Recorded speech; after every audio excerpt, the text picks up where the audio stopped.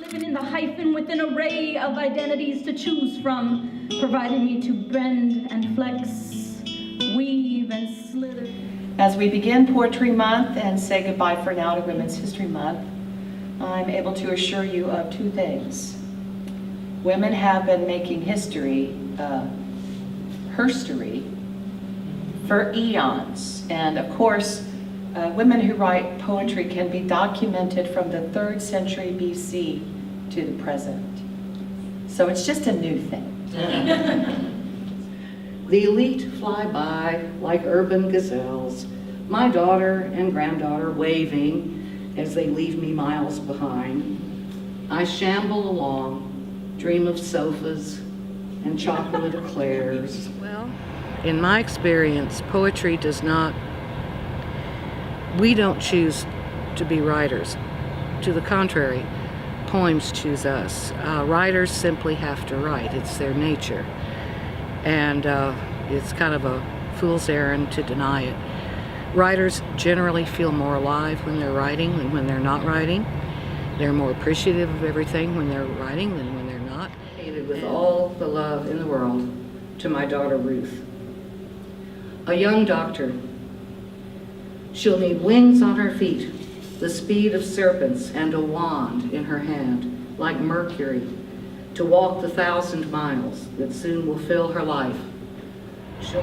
I read a great deal, but also I grew up in a musical family, and so for me, poetry is the marriage of sound and meaning.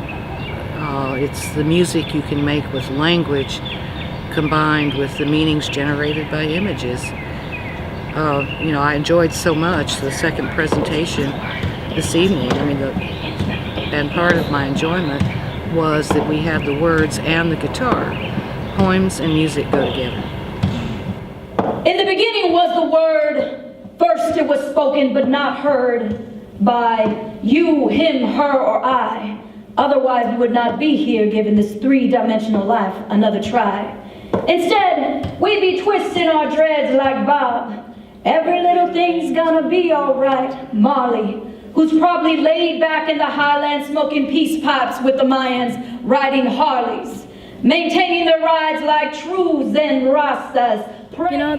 I love hearing stories of different people. So yes, I, have read the basics, or not even the basics, but have read the foundations, like June Jordan, like Angela Davis, like Bell Hooks, Maya Angelou, Sandra Cisneros, Irene Chavez, Ana Castillo. I've read them, and they are a foundation source for me.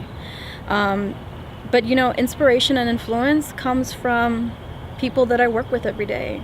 Right now in that set, there was like a whole section dedicated to just students. And that's really one of my main sources of inspiration, is the work that I do with young people and even adults, mainly young people. I have a soft spot for young people.